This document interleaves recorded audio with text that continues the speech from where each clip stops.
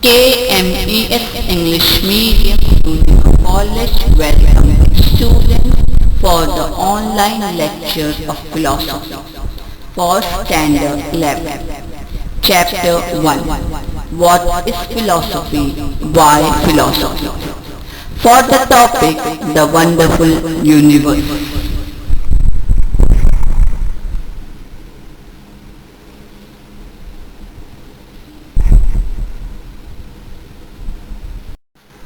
Human beings keep on wondering about the world around him for more than thousands of years, long before the branches of knowledge were found. What is branches of knowledge? Different study subjects are called as branches of knowledge. There are various branches of knowledge like formal science, social science, liberal arts, natural science, humanistic, applied science. Every branch of knowledge has its concepts, rules and theories. As formal science explain mathematics and logic. Social science deal with political science, economic, etc. Liberal art deal with drama, music, etc. Natural science deal with biology, chemistry, physics, etc. Humanities deal with languages. Applied science deal with medical science, management, etc. Human beings keep on finding many new things in life. In this search, he is constantly struggling to know. In fact, every living being needs to have some knowledge of itself and its surroundings in order to survive. Man learns many things from the struggle to survive.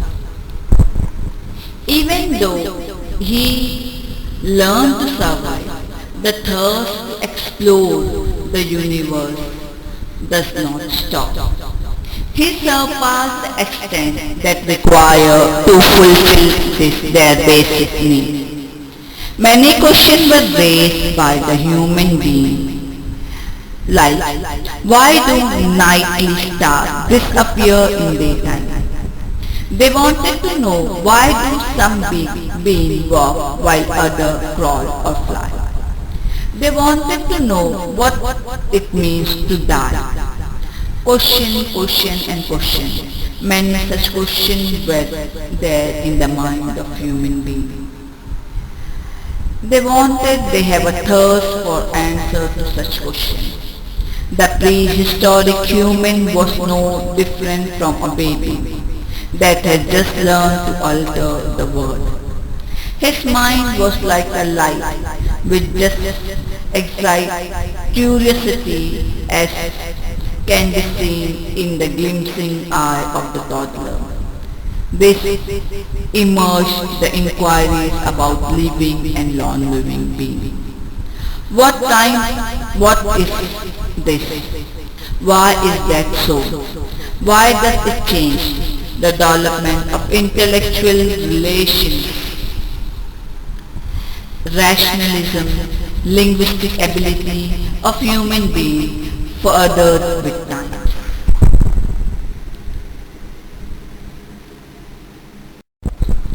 Man was very curious to know the world around them. The response of this curiosity leads to following things like mythology, religion, philosophy, science, arts, etc. In various stages of the human development, come up with various kinds of answers. Some were rejected over the course as the time passed with centuries, while some bear the relevance still today. Man's thirst and intellectual ability and his impression of the world found vibrant expression in mythology, religion, thinking, philosophization, science and the art. These were the way he used to try and understand the relation with the universe, the natural world and the following human being. The tale and the story flourish in every culture as they put use to the brilliant creative imagination to uneven phenomena that could be witnessed but not easily explained. Mythology is concerned with stories, accounts that are prevalent in human society. A long time ago, they were passed on through tales from generation to generation. These tales usually employ superhuman entities such as Devta, Asura, Yaksha to explain various phenomena that can be experienced and observed all around us. These tales are highlighted certain ritual beliefs. Example, it is an ancient belief that certain trees are embodied of duties. They must not be touched for human purpose and they must not and that one must first pray to the respective duties to obtain the consent in case of the spirit need to cut it. Some tribal community across the world follow such ritual to this date. Contemporary reading of the tale obviously promotes one to ask what must have caused them this. Did they originate in a thought or a principle? Every society has its own mythology. Let's take a quick look on the two tales from two remarkable different parts of the world. One is Thor tale and another is Indra Ruta tale. Thor tale.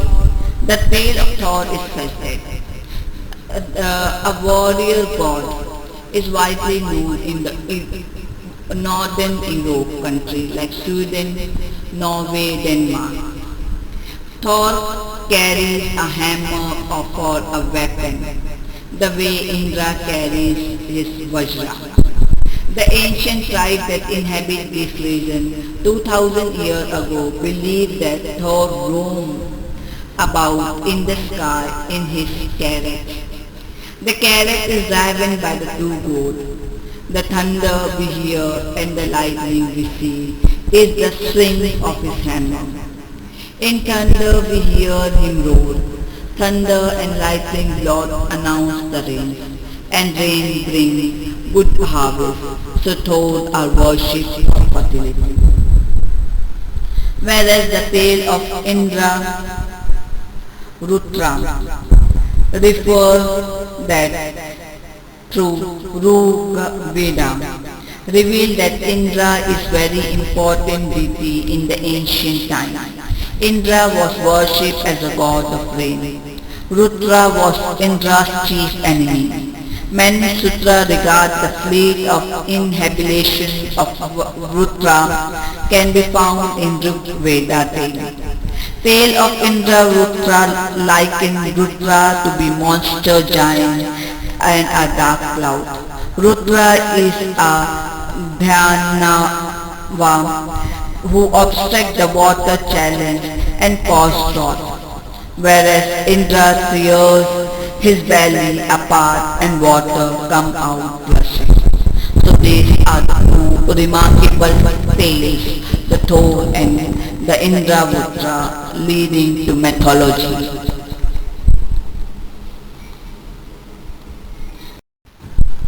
The wonderful universe. In both the tales that we have seen that it gives importance to the rain, the lightning and the thunder. Both the stories draw importance of water. It is probable that the ancient community must have felt necessary to worship the god of rain so that they would get good harvest, abundant drinking water and resulting well-being of the people.